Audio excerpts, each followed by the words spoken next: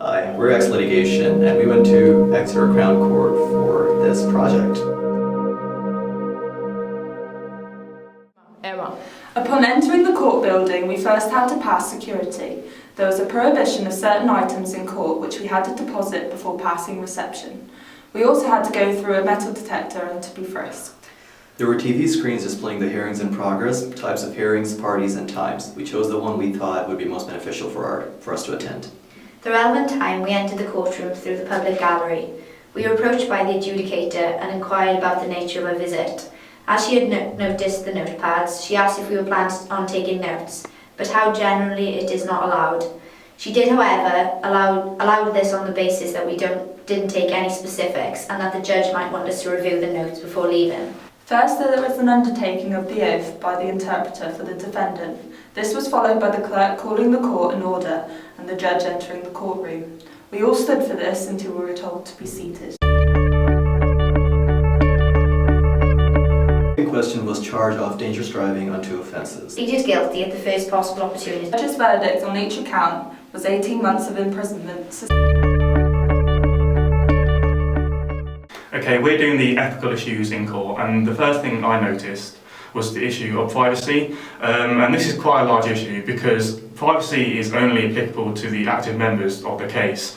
So obviously in areas such as family law it is a big issue because sometimes sensitive details will come out that the family probably don't want the outside world to know completely.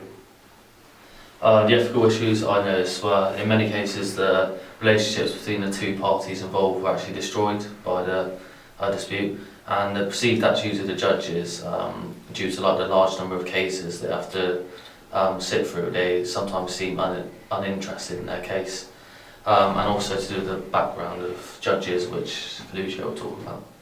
Yeah, that's a big ethical issue when it comes to courts. And the social background of judges, many people perceive majority of judges to be part of the white middle class private school background.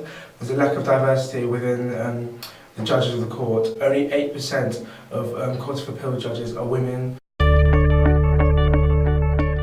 So, as you can see from the illustration, the judge is higher up than everyone else. This denotes that the judge is the highest source of authority in the environment, which is the courtroom. The judge is also able to see everyone representing the eyes of the law. The clerk of the court reporting the proceedings of the case is seated below the judge because they are on the same team. The clerk sits relatively close to the judge to distinguish the representatives of the Crown from the defendant's team, the prosecution's team, and the jury. The jury sits directly opposite to the witness stand. This is because the jury are the judges of the evidence given by the witness. Therefore, it makes sense that the person in the witness box addresses the jury directly. The witness is isolated from the rest of the members of the court. That is to demonstrate that their testimony is objective and negative free from negative influence. The lawyers sit together, however, beside each other. They play the same role on opposing sides. The defendant sits at the back behind the lawyers. This is probably because he or she has the least significant role in the court proceedings. It also permits him or her to see the court events as the case is about him. The defendant is also separated from the audience, which has a protective shield in order to protect the defendant's identity, which demonstrates that even though he may be liable to a crime, the law still seeks to protect him or her.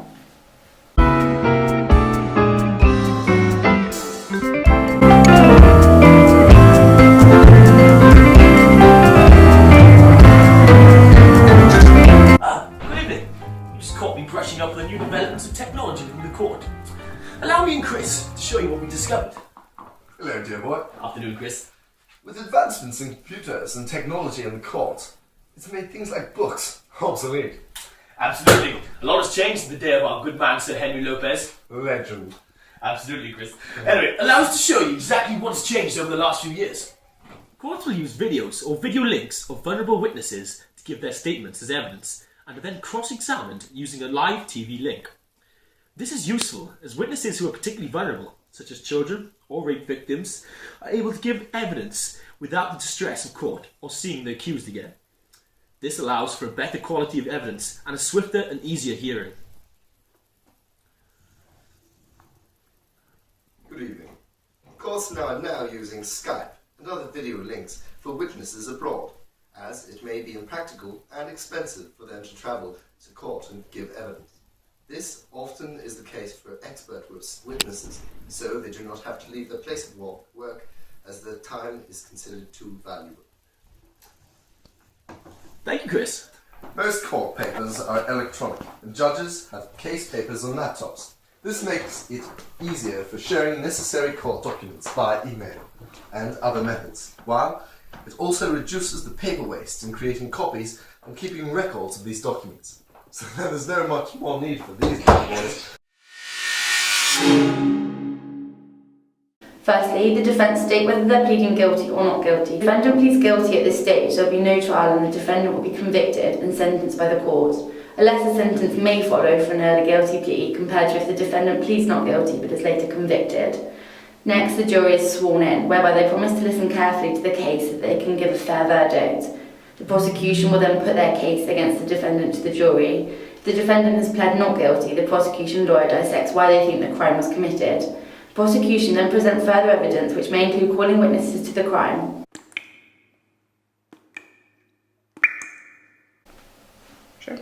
The adjudicator is a fair and unbiased referee who investigates complaints from people and businesses about the work of Her Majesty's Revenue and Customs, the Insolvency Service, the Public Guardianship Service and the Valuation Office Agency. The adjudicator does not look at issues of law or tax liability because tribunals resolve these problems, but she does look into excessive delay, mistakes, discourtesy of staff and the use of discretion. Okay, go. In a traditional criminal case, the two parties are of conflicting interest. There is a prosecution and a defence. This ensures a fair trial. The prosecution represents the victim, which could either be an individual or the state as a whole.